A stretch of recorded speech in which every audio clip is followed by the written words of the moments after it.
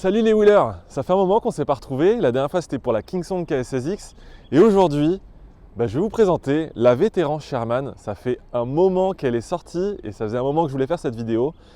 Et j'espère déjà que l'intro vous a plu et puis on va s'installer et on va parler de ça tout de suite. C'est parti. Bon, tout d'abord je remercie Mobility Urban qui m'a gentiment prêté cette roue pendant 10 jours. Donc là ça fait 10 jours que je roule avec. Et donc la Sherman Vétéran, nouvelle roue, nouvelle marque sur le marché. On va commencer tout de suite par la présentation générale de la roue. Alors, en termes de caractéristiques techniques, on a un moteur de 2500 watts et des batteries de 3200 Wh. Donc on a deux packs de ce côté et deux packs de l'autre côté. D'ailleurs, je l'ai ouvert, je vous montrerai une photo à quoi ça ressemble à l'intérieur. Ensuite, on a double phare avant, très puissant, qui est inclinable selon la position que vous voulez.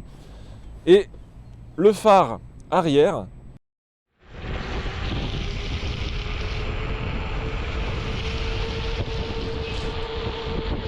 on a toujours à l'arrière deux ports de charge, protégés par deux petits capuchons. Hop. On a sur le dessus un afficheur avec la vitesse, la distance parcourue et plein de petites infos, dont les paramétrages de votre roue. On verra ça plus tard dans la vidéo. On a le trolley principal, central, que je trouve très bien, très résistant. Voilà, franchement, je l'ai poussé sur plusieurs kilomètres. Vous verrez aussi dans la vidéo pourquoi. Je suis très satisfait de ce trolley, je l'aime beaucoup. Et le fait qu'il soit central, pour une roue qui est quand même costaud, c'est le bon compromis, je trouve, pour bien la déplacer. On a ce qui fait le charme et la nouveauté sur cette roue, qu'on appelle les choc bars.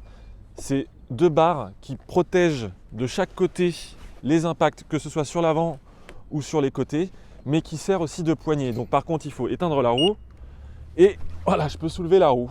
La roue qui pèse quand même 34 kg. Donc deux bras, une main, on peut quand même, mais je vous avoue que ça pèse un âne mort. Ce ne sera pas une roue que vous allez pouvoir acheter si vous avez un ou deux étages à monter tous les jours.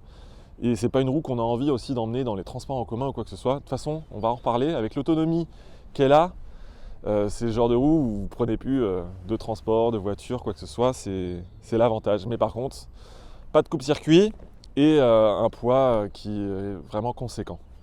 Donc vraiment à prendre en compte sur l'achat d'une roue comme ça. Les cale-pieds, juste ici, donc, qui sont très grands. Donc moi, pour mon pied, c'est parfait. Chose du 45. Donc j'ai vraiment une longue pédale, donc j'ai vraiment un bon appui, que ce soit sur la pointe des pieds ou sur le talon.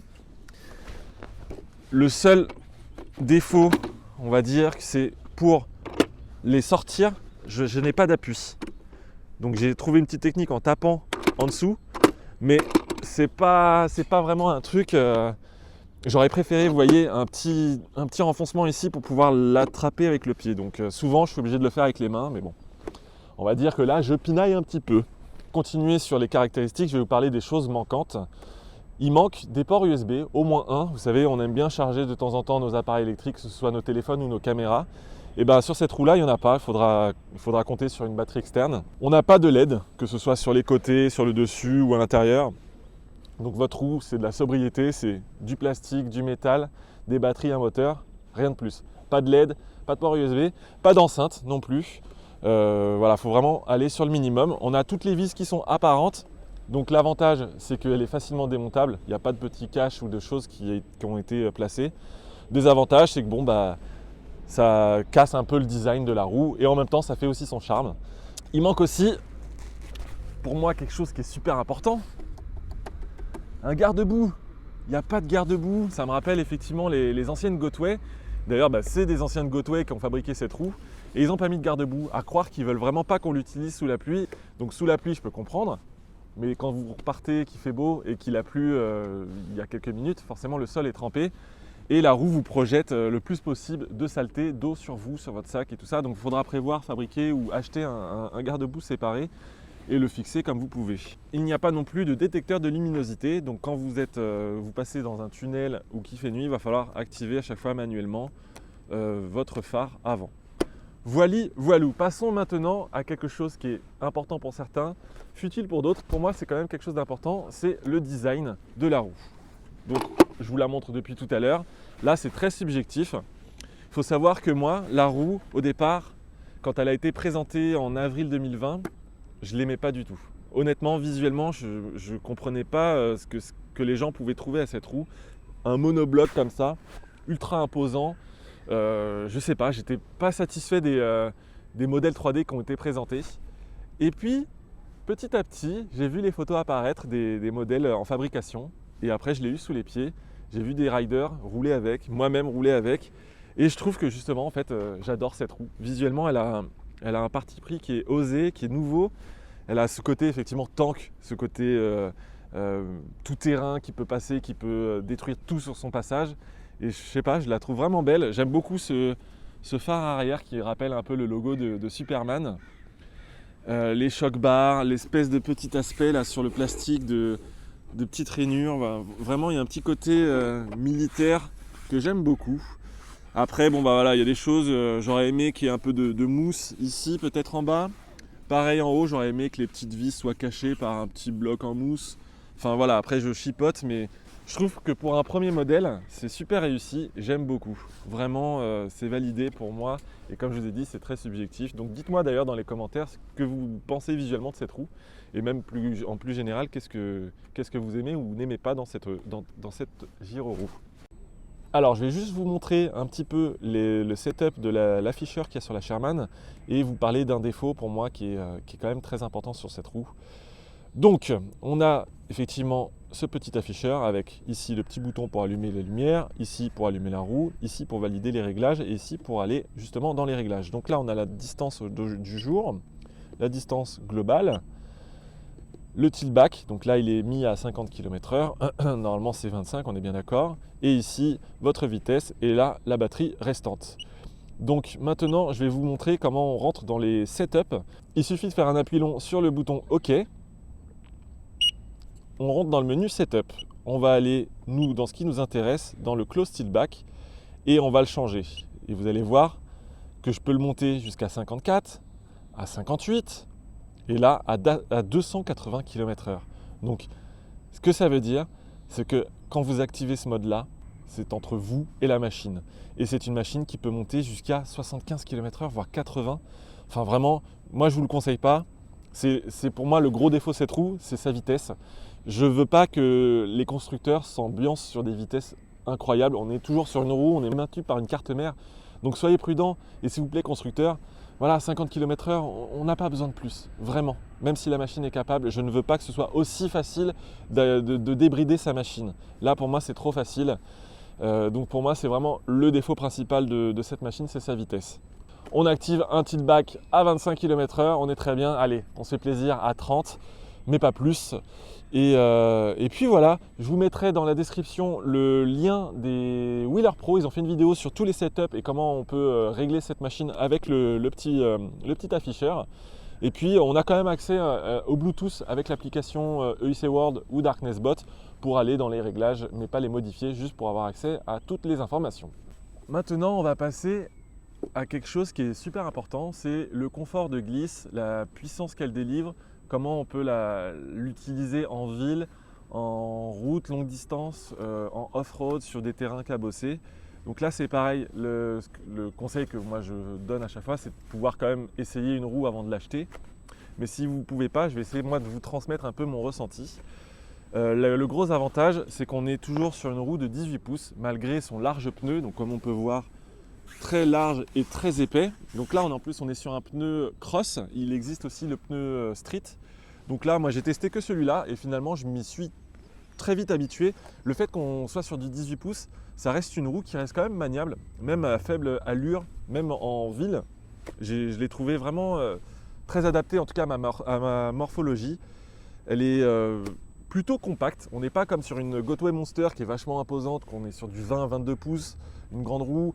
Donc sur la maniabilité de la roue, vraiment j'ai été très bluffé. Je m'attendais à voir vraiment quelque chose de massif et de très lourd à pousser. Finalement pas du tout. Alors quand même 34 kg, je n'ai pas les pads sur les côtés. À emmener et à freiner, il y a quand même une petite habitude à prendre. On sent que bon bah voilà, il faut les emmener ces kilos. Mais après quelques kilomètres, on s'habitue très vite à la roue. Elle est très réactive.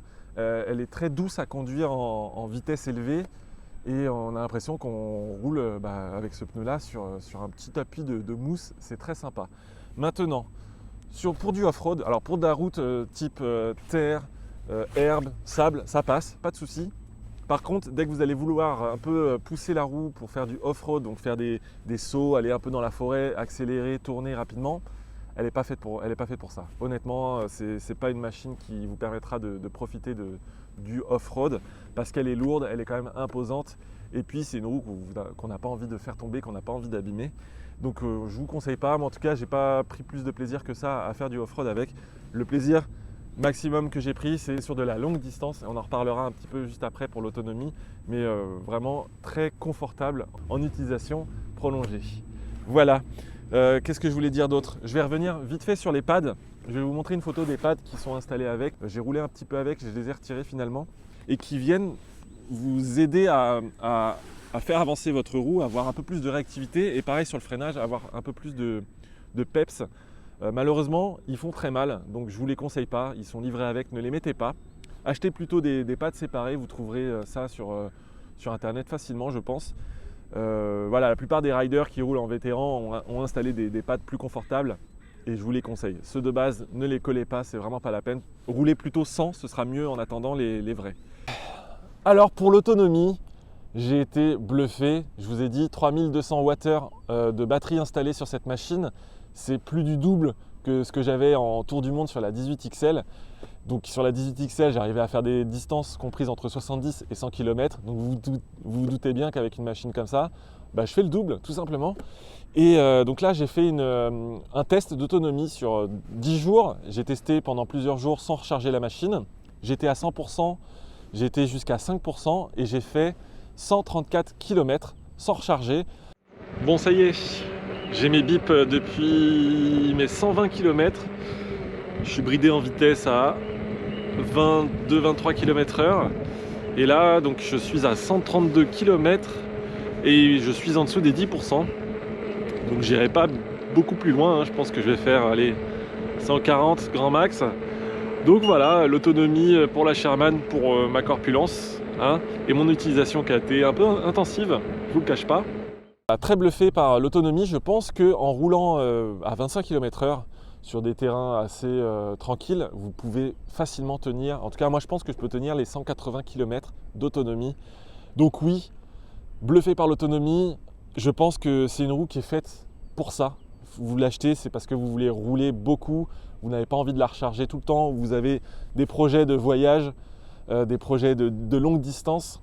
Donc oui, moi c'est une roue qui me fait rêver, c'est une roue avec laquelle j'aimerais partir en voyage parce que voilà, je pourrais planter ma tente un soir quelque part et repartir le lendemain sans avoir chargé ma roue la nuit et avoir encore de l'autonomie, même si j'avais roulé 100 km la veille, je pourrais repartir le lendemain pour 40-50 km et rechercher une prise électrique. Donc pour moi, c'est vraiment le gros bénéfice de cette roue, c'est d'avoir autant d'autonomie sur une roue assez compacte.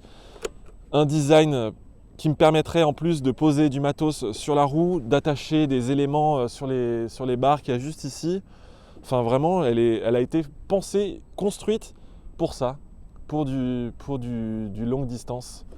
Donc oui, vraiment bluffé. Et j'ai hâte un jour de l'essayer sur des longues distances.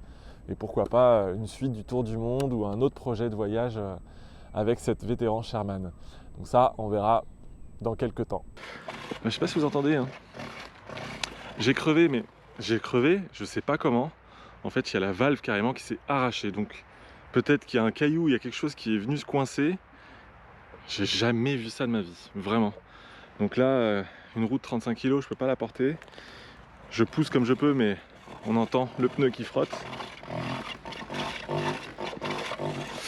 Donc grosse galère, vous savez quoi, ça va être l'occasion de la démonter et de changer la chambre à air, comme ça je vais voir un petit peu ce qu'il y a à l'intérieur et je vais vous filmer ça. Donc bon, voici la bête crevée. Je vais faire comme si j'étais en voyage. En voyage, je pars avec seulement ces outils-là, donc j'ai 3 démontes de pneus en plastique, un petit tournevis cruciforme et plat, et ensuite un jeu de clés différentes à laine et je crois que pareil cruciforme et plate.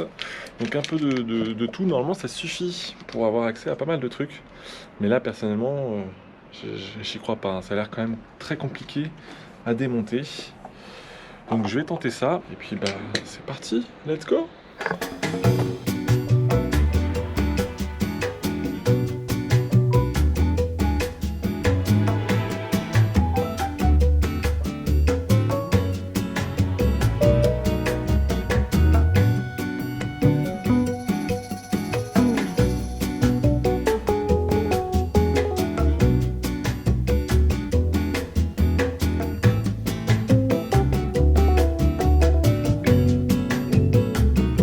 Alors hier soir la caméra s'est coupée, j'avais plus assez de batterie pour vous filmer le reste du démontage et du montage de la Sherman. Finalement bah, c'est pas si difficile que ça, hein. Il y avait surtout beaucoup de silicone qui gênait sur la carte mère. Et finalement bah, ça y est, j'ai pris le pli, je sais la démonter et la remonter assez facilement. Pour finir, le bilan global, vous l'avez compris, j'adore cette roue. Je me sens vraiment à l'aise dessus. Elle correspond exactement à ce que j'attendais finalement d'une roue de cette ampleur. Je l'ai démontée, vous avez vu, j'ai crevé malheureusement sur la première chambre à air qui était installée de base sur cette roue. Donc il paraît que c'est les premiers modèles qui étaient arrivés. J'ai changé cette chambre à air, j'ai réussi à démonter cette roue avec les outils que j'utilise en voyage. Elle est facilement démontable, on a facilement accès à la carte mère, facilement accès aux batteries. Donc ça c'est vraiment un plus pour moi, c'est qu'elle est facile, le pneu est facile à changer, la chambre à air est facile à changer. Il faut juste prévoir effectivement une chambre à air plus résistante. Donc c'est ce que j'ai fait, c'est ce que j'ai installé sur cette roue. Aujourd'hui je suis quasiment à 400 km avec cette machine et j'ai plus eu aucun souci. Le chargeur est quand même conséquent, il fait à peu près cette taille là, je vais vous montrer une photo, il fait 1 kg. Je pense qu'il faut en prendre soin, il a l'air un peu fragile. Mais voilà, un chargeur 5 A qui vous permettra de recharger votre roue en 8 heures pour une charge complète, c'est plus que correct. Voilà, cette roue est validée. J'espère pouvoir rouler encore longtemps avec. Si vous voulez essayer, elle est disponible en magasin. Et puis bah voilà, c'était tout, c'était Monsieur Flex. N'hésitez pas à vous abonner si ce n'est pas déjà fait. Et puis on se retrouve pour de prochaines aventures. Ciao!